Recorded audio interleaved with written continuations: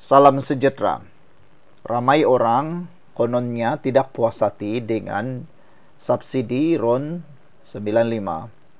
Ada yang memberikan alasan yang paling remeh, yaitu penggunaan IC dan lesen memandu. Sebenarnya isu itu tidaklah besar sangat. Ianya boleh ditangani dan pastinya memang patut semua orang yang ada di Malaysia perlu ada lesen. Kalau tiada lesen, jangan memandu, jangan isi minyak. Rupa-rupanya saudara-saudara sekalian, penjimatan RON 95 boleh mencecah sehingga 4 bilion ringgit, menyamai hasil 4 negeri PAS. Bayangkan saudara-saudara sekalian. Ditulis oleh Sam Gaz. Budi 95. Jawab Tin Kosong Ketua Pemuda PAS Pusat Afnan Hamimi Taib Azmuddin, nak kritik kerajaan pusat dapat jimatkan 4 bilion tidak beri kesan fiskal besar. Tapi ini yang dia tidak pernah tahu. Negeri PAS menang semua pendapatan siput. Lihat sahaja anggaran hasil bajet 2025. Di Kelantan, 997.26 juta. Di Terengganu, 1.997 bilion. Di Kedah pula, 790 juta. Dan Perlis, 122.93 juta ringgit. Jumlah keempat-empat negeri PAS ini ialah sebanyak 3.91 bilion. Artinya, penjimatan budi 95 sehingga 4 bilion ringgit setahun lebih kurang menyamai keseluruhan hasil 2025 bagi semua negeri PAS digabungkan. Ini fakta, ini bukan retorik.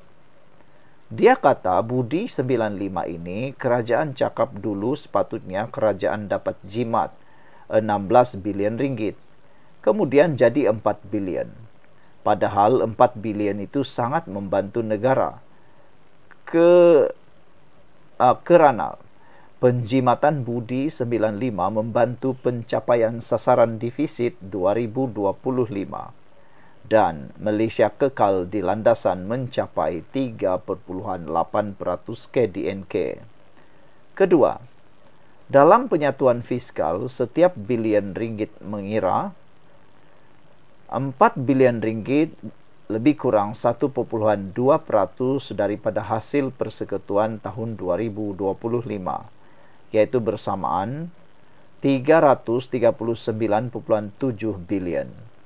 Dan sebahagian daripada pelan menurunkan defisit. Ini bukan angka kecil pada tahap fiskal negara. Ketiga, pemuda PAS Tin Kosong cuba mengelirukan rakyat. Padahal kerajaan memperuntukkan 11 bilion ringgit untuk memastikan rakyat warga negara terus memastikan dan menikmati 1.99 ringgit per liter dengan had 300 liter sebulan bagi pemegang lesen memandu yang sah. Manakala bukan warga negara membayar RM2.60 seliter. Angka awal yang lebih besar merujuk pelbagai komponen reform subsidi, bukan budi 95 semata-mata, justru membanding 16 bilion ringgit dengan 4 bilion ringgit untuk budi 95 sahaja memang mengelirukan. Keempat, kesan penjimatan budi 95 kepada kemudahan rakyat. MOF sudah nyatakan penjimatan budi 95 disalur semula untuk bantuan bersasar seperti STR dan SARA. Selain kemudahan awam, bukannya hilang dalam kira-kira. STR, SARA 2025 dinaikkan kepada 13 bilion ringgit, lebih tinggi dari semua Perdana Menteri di Malaysia. Ini kejayaan besar Anwar Ibrahim sebagai Perdana Menteri merangkap Menteri Kewangan. Tidak percaya, kita cek satu persatu. Nomor 1, pada tahun 2016, Najib memberikan BRIM 5,9 bilion. 2017, 6,8 bilion. 2018, Najib beri 6,8 bilion. 2019, BSH Mahathir Mohamad memberi 5,0 bilion.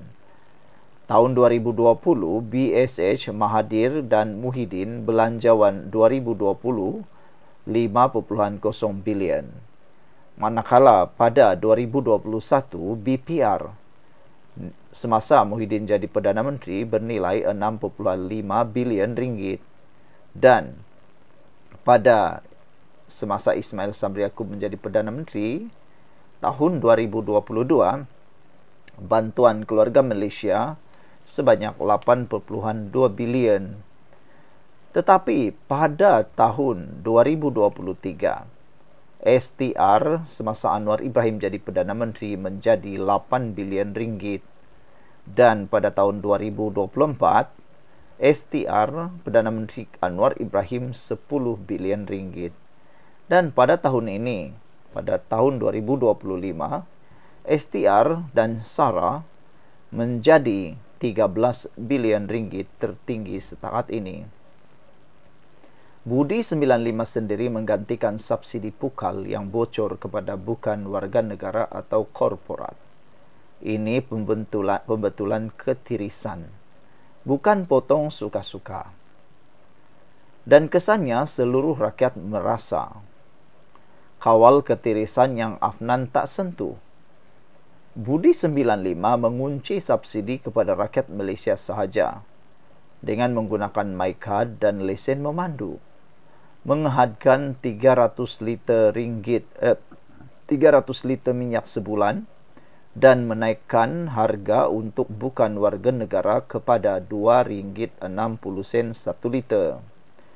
MOF juga menjelaskan sebahagian besar penjimatan datang daripada membenteras kebocoran, termasuk penggunaan oleh bukan warga negara atau korporat lebih kurang 20%.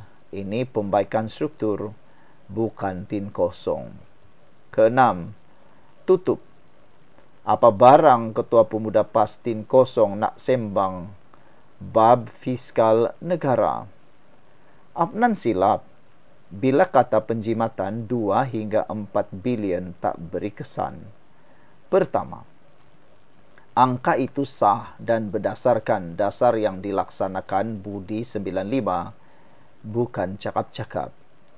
Kedua, ia membantu kerajaan mencapai sasaran defisit 3,8%, indikator disiplin fiskal yang diukur antarabangsa. Ketiga, skala 4 bilion ringgit itu menyamai hasil gabungan 4 negeri PAS setahun. Siapa sebenarnya tin kosong jika fakta-fakta ini diabaikan?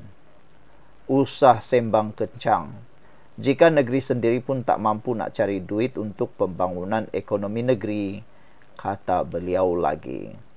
Sekian untuk kali ini. Jangan lupa tinggalkan komen anda, tekan butang subscribe. Bye-bye.